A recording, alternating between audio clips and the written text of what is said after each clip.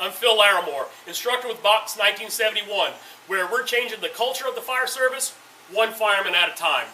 So today we're going to go over some basics. You're never too old to go back to basics, maybe brush up on some of the stuff you haven't touched in a while, maybe some of the skills that you haven't used in many years that are kind of rusty.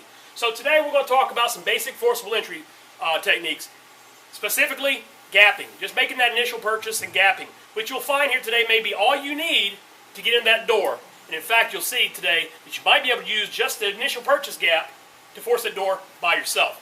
So our forcible entry door was manufactured by Firehouse Innovations Corp. Out of Long Island, New York. Its designer is a retired FDNY firefighter out of Ladder Company 175 in Brooklyn.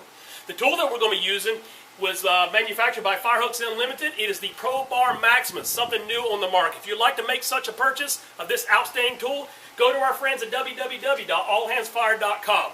So today's prop has been configured as an inward opening, leftward swinging door, the type that you might find on your average residential occupancy. So when I come up to the door, I've already made my size up of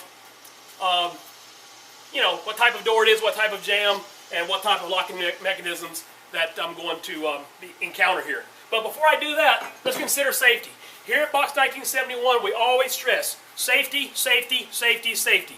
So at the very minimum, when you're forcing a door on the actual fire ground or practicing forcible entry on a prop such as this back at the firehouse, we stress helmet, gloves, and eye protection. So as I said before, I've made my size up, or rather I should say I've made the size up necessary for this particular door. I've determined the door type, the door jamb, door locking mechanism type, etc. So I'm going to come in here and I'm going to make a purchase. Normally I like to stand on this side, away from the locking mechanism, so I can look at the lock itself. Now I come in here and I get my adze. Always start with the adze. Get the adze between the door jamb frame and the door itself. So I come in here, make that initial purchase.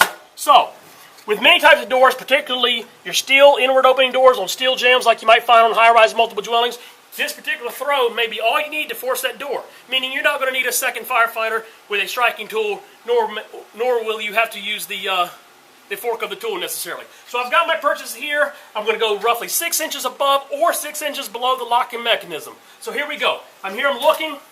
I got my purchase, and I'm going to force this door using the strongest muscles in my body. That is my gluteus maximus muscles and the quadriceps in my legs. Might even use a little bit of the latissimus dorsi muscles. So I've got my purchase. I never take my eyes off the locking mechanism, and here we go. That's 1, 2, 3. Bam! The door's now open. Remember, always control that door. Flow path management is not a new thing. It's been around for ages. We got to control that flow path. We got to minimize the amount of oxygen that's getting to the sea of that fire. If that door blows open explosively, you got to pull that door back. So, in closing, I want to thank our sponsors and good friends up in New York and New Jersey, Firehouse Innovations and All Hands Fires. And remember, be safe and good luck.